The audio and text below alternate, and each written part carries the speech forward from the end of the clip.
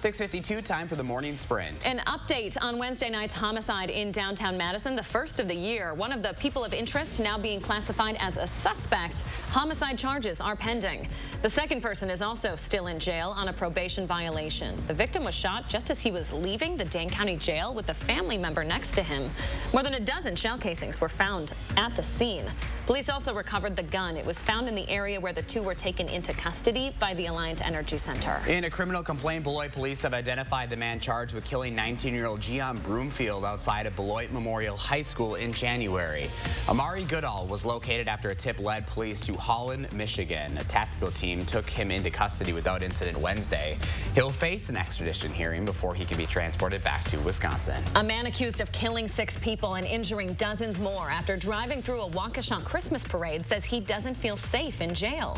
Darrell Brooks sent a letter to his mother saying guards paid inmates to spit in his food. He also accused guards and inmates of using racial slurs against him and threatening him with violence. A spokesperson for the Waukesha County Sheriff's Department said a grievance filed by Brooks has been reviewed and staff will continue to monitor his care. A Dane County judge has held Speaker Robin Vos in contempt. Vos is required to turn over documents a liberal group sued for. They're related to the Gableman election investigation. Vos will face a $1,000 per day fine unless he provides the records or shows evidence he looked for the records as requested by the court. The Best of Madison Business Awards were held this week. The event brought the city's top names in business together for a luncheon and networking session. Guests were offered stories and advice from the city's best business leaders. Our GM, Lyle Banks, helped by emceeing the event. This year's honorees include leaders from Orange Tree Imports, Frank Productions, Sarah Cycling Group, and others. AAA reports this morning that nationwide Americans are paying an average $4.22 for a gallon of gas. In an effort to get those prices down, the president ordering the release of 1 million barrels of oil per day for the next 6 months, all of it coming from the nation's Strategic Petroleum Reserve. It's the largest ever release from those reserves. It's been a scary weather month for people around the country with a record number of tornadoes touching down.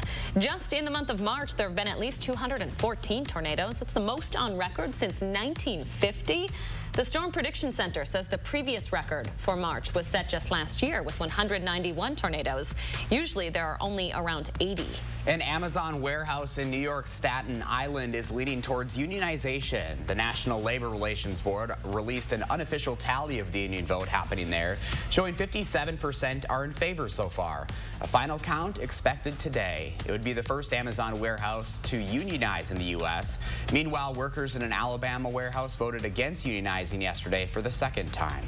Skippy Foods announcing a voluntary recall of some peanut butter products due to the possibility that a limited number of jars contain fragments of steel from a piece of manufacturing equipment.